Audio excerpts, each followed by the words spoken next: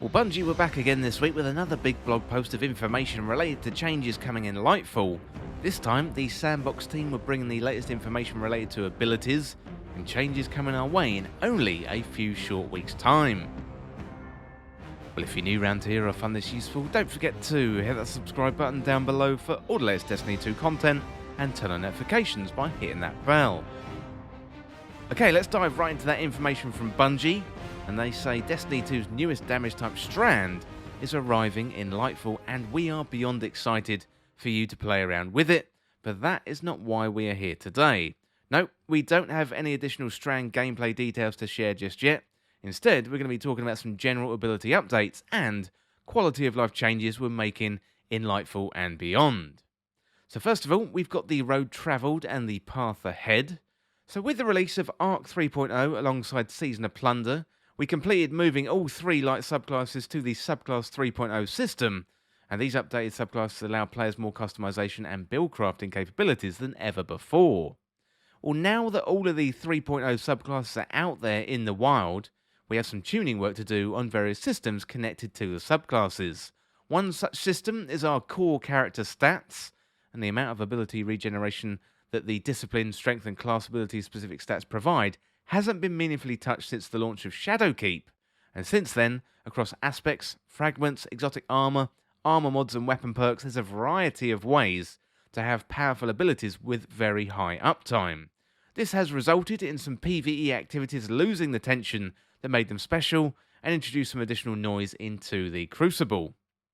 Well, moving forward, our goal with ability uptime in both PvE and PvP is to get back to roughly where we were with the 30th anniversary pack, when that launched in December 2021.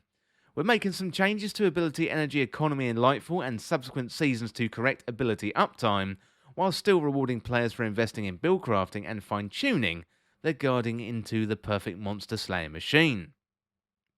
Well, for Lightfall, we are making the following change that is focused on passive cooldown gains.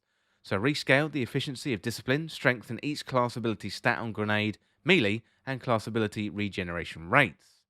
In general, the regeneration provided by a tier 10 stat is now roughly equivalent to a tier 8 stat in the previous system. Each stat tier now provides more consistent gain in cooldown reduction, rather than spiking heavily at lower tiers. So Destiny 2 is a game about space magic, and your abilities will always be central to your combat loop. While this change looks like a lot on paper, we believe the build crafting improvements coming in Lightfall will more than make up for it. As a quick example, your legendary armor now has three type specific mod slots, up from 2, that can fit a wide variety of mods that are no longer restricted by elemental affinity. So starting in Lightfall, you're going to be able to run all the following ability energy generating mods at the same time, and more freely be able to socket multiple copies of each. So we've got Bomber, Outreach, Impact Induction, Utility Kickstart, Melee Kickstart, Grenade Kickstart, Invigoration, Insulation, Innovation, Hands-On, Ashes to Assets, that's one of my favourites, and also Dynamo 2. Additionally, armor mod energy costs have been reduced across the board, and the artifact mods no longer need to be slotted onto your armor, giving you more space to build craft to your heart's content.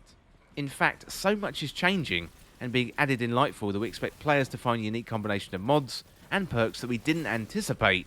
So in the coming seasons, we're going to continue to tune the greater ability energy economy, along with the updates to specific ability potency, to make them feel more powerful. But in Lightfall, we'll also be adjusting the base cooldowns of some grenade, melee and class abilities.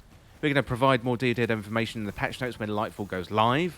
But as a preview, with Lightfall, we're reverting the base cooldown change to the dodge class ability that was implemented in a hotfix 6.3.0.5, as we feel that their cooldown under the new stat scaling system is in a good place.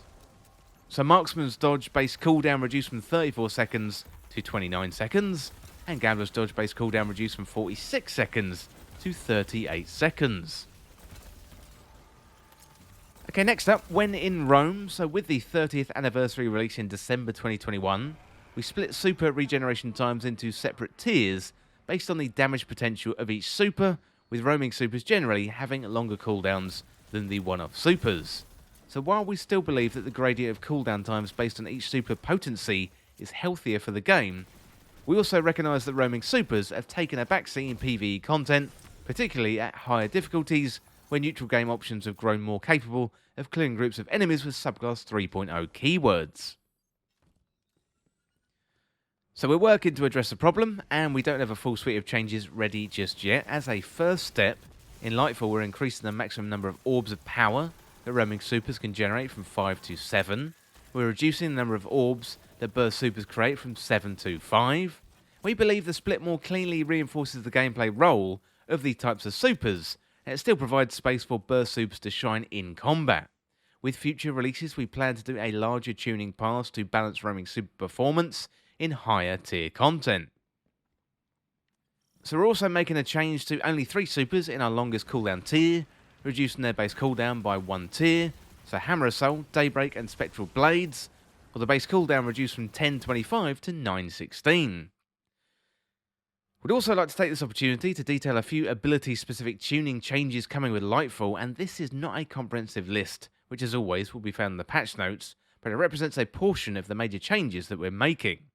So first up, Ward of Dawn. With Void 3.0, Ward of Dawn was reintroduced as a selectable super, rather than being tied to Sentinel Shield, and as we've introduced more objective game modes into the Crucible with Zone Control, Iron Banner Fortress, and Zone Capture Trials, it's become clear that Ward of Dawn is overperforming, and we don't want to reduce its functionality in PvE content, and in general, we still want a Ward of Dawn to be a strong option when you need to lock down a point on a map, but we're making a few changes to make dislodging players from a Ward of Dawn more realistic in normal play. So similarly, Thunder Crash is currently proven to be too difficult to counter or escape in high-level Crucible modes, as too strong in both its pseudo-roaming and shutdown roles. Our goal with these changes is to bring it more in line without compromise on its fancy of allowing you to be the missile. It's also felt like a good opportunity to give Fist of Havoc a damage boost against PvE targets, so we're going to be including that as well. Well, Arc 3.0 Spark Resistance Fragment is achieving our intended goal of making close-range combat safer to engage with, but it is a bit too easy to keep rolling through an entire PvE encounter or Crucible skirmish. So making a couple of changes here to increase the difficulty of doing so without changing the potency of while you are in the fray. So with Solar 3.0, the increased Daybreak duration provided by Dawnblade's Attunement of Flame, well, that was removed, and that left Daybreak in a lackluster place. So in Lightfall, we're reducing its attack cost and increasing its damage output against PvE targets. Phoenix Dive also struggled to find a solid role in most gameplay styles. It's too difficult to justify picking over healing or an empowering rift, so we're making a suite of changes to increase its viability across game modes, including a base cooldown reduction. So loads of really good changes there. Next up, we got Crash Test Guardians. So pretty soon, Guardians are getting a little sturdier, and starting in Lightfall, physics collision damage will no longer be lethal to Guardians. Full damage will still be lethal when Lightfall launches, but we plan to make that non-lethal in mid-season update. You still take damage from physics collisions, but it'll generally leave you at 1 HP instead of outright splattering you. So we hope you take this newfound freedom and run with it. We found it's most fun to hurl ourselves headlong into danger without worrying about what's in our way. We are Guardians after all. Well, next up, we got new tools in the arsenal. So as part of our build crafting enhancements in Lightfall, we're going to be adding some new fragments to the light subclasses and updating a handful of fragments on Solar and Void to tie into the new subclass pickups, Void Breaches and Fire Sprites. So some of these fragment additions are intended as a spiritual successor to the combat style mods that aren't making the jump over to the new armor build crafting system, and some are brand new additions intended to open access to subclass verbs that some classes didn't have before. So, here are the details. So first of all, we've got Arc, Spark of Instinct, that is a new one. So when critically wounded, taking damage from nearby enemies emits a burst of damaging arc energy that jolts targets. Next up, Spark of Haste, that one is also new. So you've got greatly increased resilience, recovery and mobility whilst you are sprinting. Then we've got Solar, so Fire Sprite, that is new. Fire Sprites are created by a suite of new and existing Solar fragments and grant grenade energy on pickup. We've got Ember of Mercy, that one is new. So when you revive an ally, you and other nearby allies gain restoration, and picking up a Fire Sprite grants restoration. We've got Ember of Resolve, that one also new. Solar Grenade Final Blows cure you. We've got Ember of Tempering, so now creates a fire sprite on solo weapon kills while active, in addition to its original effects. We've got Ember of Combustion, now creates a fire sprite on solo super defeats, in addition to its original effects. And Ember of Searing also creates a fire sprite when defeating scorched targets, in addition to its original effects. Well, we've got Void as well, so Void Breach, that is new. So Void Breaches are created by a selection of new and existing Void fragments and grant class ability energy on pickup. We've got Echo of Cessation, that one is new. Finisher final blows create a burst of void damage that causes nearby enemies to become volatile, and defeating volatile targets creates a Void Breach. We have Echo of Vigilance, that one is also new.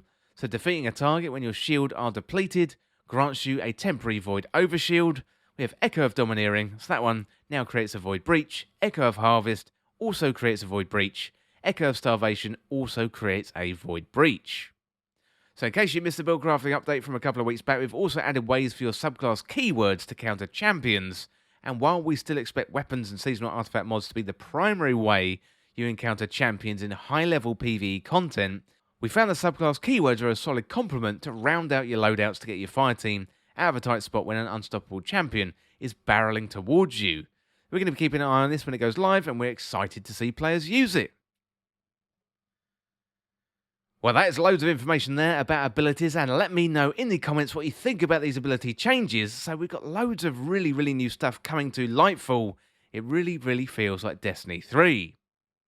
Well, as always, thank you so much for watching, and for more Destiny 2 content like this, hit that subscribe button down below and subscribe to This Week in Video Games.